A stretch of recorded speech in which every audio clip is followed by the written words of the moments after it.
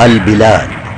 غیر جانبدار نہیں، حق کا طرفدار، ذہنی غلامی سے نجات کا نقیب۔ البلاد باطل کے ایوانوں میں ضرب حق۔ البلاد الشیطان الرجیم، بسم اللہ الرحمن الرحیم۔ جنوری 10-11 کو جو شہر نرمل میں اجتماع ہوا تھا ریاستی سطح کا تبلیغی جماعت کا،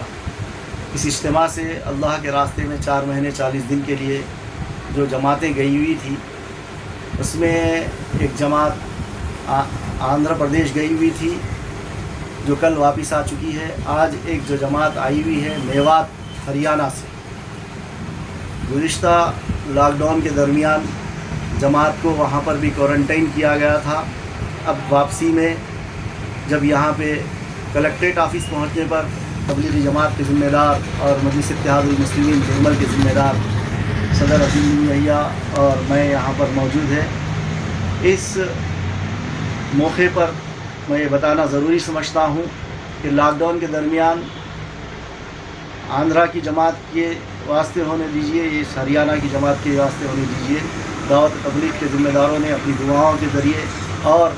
وقتاً فوقتاً جہاں ہم کو نمائندگی کرنا پڑا، ہم لوگوں نے بیرسٹر اسد الدین اویسی صاحب کے علم میں لاتے ہوئے احمد پاشا قادری صاحب MLA اور ہمارے ضلع کلکٹر مشرف صاحب نے وہاں کے آندھرا کے کلکٹر صاحب سے یہ بات کی تھی، اور ہریانہ کے لوگوں سے ہم لوگ برابر ربط میں رہے۔ جہاں جہاں ان لوگوں کو ضرورت پڑی مجلس اتحاد المسلمین نے ان کا کام کیا، اور ان کے علاوہ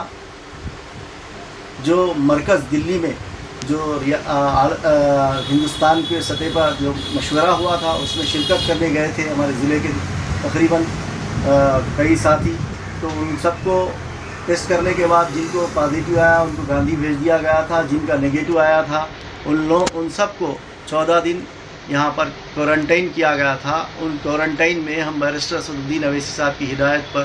مجلس اتحاد المسلمین بالخصوص میں رفیع احمد قریشی اپنے تمام ساتھیوں کے ساتھ، اور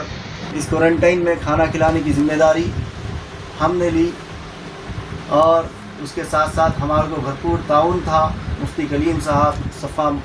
اسکول والوں کا اور مفتی عرفان صاحب اور تبلیغی جماعت کے تمام ساتھیوں کا۔ ہم سب نے مل کر یہ کام کیا، ہم نے کوئی احسان نہیں کیا، اللہ کے بندوں کی خدمت کی۔ اور